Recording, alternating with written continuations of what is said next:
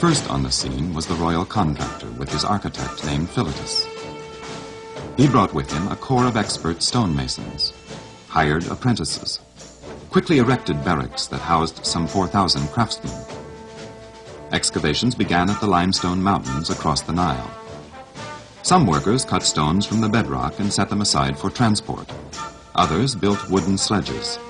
Others constructed dock facilities, weight arms, and storehouses for supplies.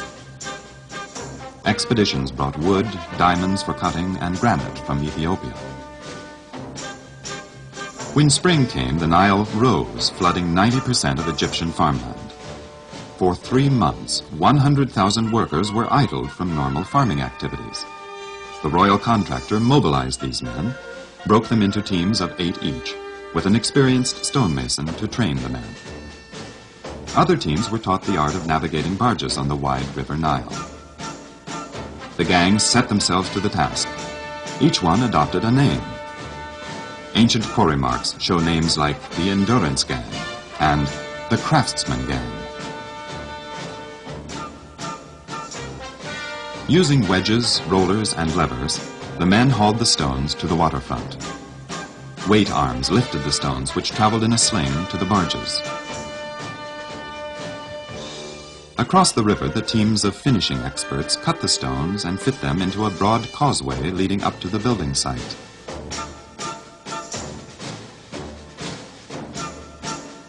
When the Nile receded each year, the gangs went back to their farms. The masons worked year-round, cutting, measuring, marking, storing the stones that had been brought over. They leveled the site and began cutting the deep passage underground to the pit. For 10 years, they worked on the road, the docks, and the site. Team spirit, competition, pride of workmanship, religious fervor, these all contributed to the intense activity.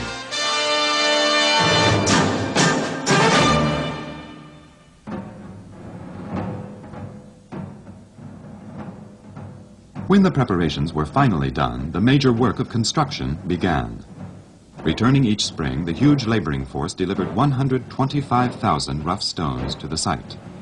The finished stones from the previous year, each with a number to indicate its position, were moved into place. Each gang of 8 men brought 10 stones across the Nile during their 3-month stint. Each group of 4 masons finished an average of 1 casing stone per month, plus 1 core stone every 3 days, all year round. Chips from the cutting were dumped over the edge of the Giza Plateau, extending it some 100 feet to the north. Some were saved as fill for beneath the wooden ramps. A special team planned the passages. Trial passages still in evidence were cut into the bedrock, showing the planned arrangement. Granite monoliths were cut with bronze saws set with jeweled teeth.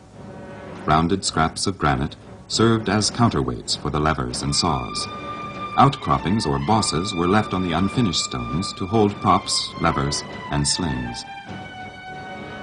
Sheet iron protected the softer limestone as the heavy granite monoliths were inched along with crowbars.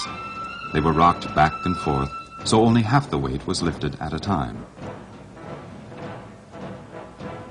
Each new row began with the core. Then the casing blocks were lowered into place on a thin layer of cement. Once in place, the soft white stones were planed smooth. A lip and groove arrangement on each casing stone locked the rows together. If the capstone was placed, a special scaffold would need to be erected at the top of the pyramid.